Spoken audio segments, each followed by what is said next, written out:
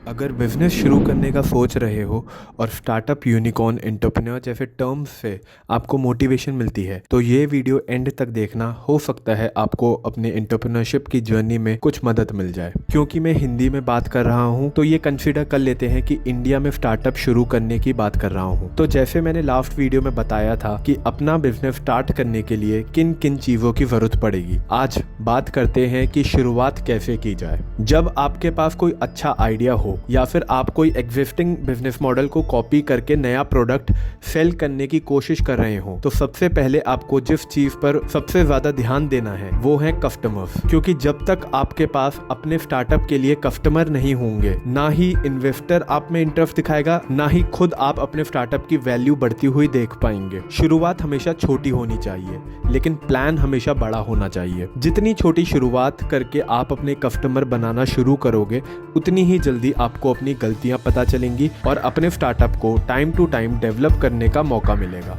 जब आपके स्टार्टअप में एक्स नंबर ऑफ कस्टमर्स बनना शुरू हो जाएं, तो आप एक्सपेंशन का सोचो। याद है मैंने पहले कहा था शुरुआत छोटी करो मगर प्लान बड़ा। तो कस्टमर्स होने के बाद जब आप अपने स्टार्टअप की प्रोग्रेस खुद ही दिखने लगेगी तब आता है वक्त अपने बिजनेस मॉडल के एक्सपेंडेबल तरीकों पर काम करने का। मगर ये बात भी ध्यान में रखना बहुत जरूरी है कि इन्वेस्टमेंट एक ऐसी चीज है जिसकी आपको शुरुआत में शायद जरूरत ना भी पड़े। वो डिपेंड करता है आपके आइडिया और कस्टमर एक्वायर करने के एग्जीक्यूशन प्लान पर। आप जब भी एक्सपैंड करने का सोचोगे अपने आइडिया को एक छोटे से स्टार्टअप से एक बड़ा स्टार्टअप करने के लिए, तो उसमें आपको फंड्स की जरूरत तो पड़ेगी।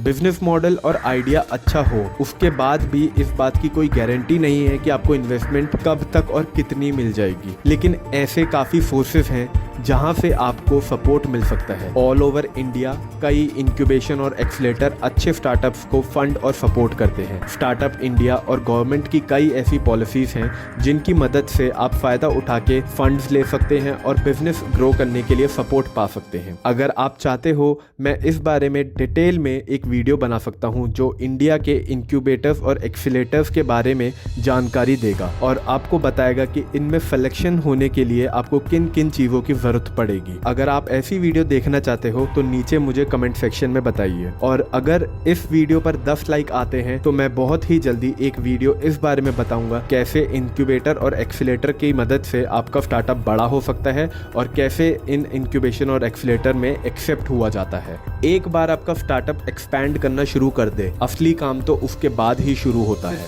अब आपका आइडिया या बिजनेस मॉडल सिर्फ एक छोटा आइडिया नहीं रहेगा बल्कि उसको जानने वाले कई कस्टमर्स, कई एम्प्लॉय और कई लोग होंगे। और अब वक्त होगा जब आपको प्रॉफिटेबिलिटी का भी सोचना पड़ेगा। ये जानना बहुत जरूरी है कि स्टार्टअप शुरू करते हुए आप सब कुछ इसी सीक्वेंस में करें। सबसे पहले कस्टमर, फिर एक्सपेंशन और फिर प्रॉफिटेबिलिटी।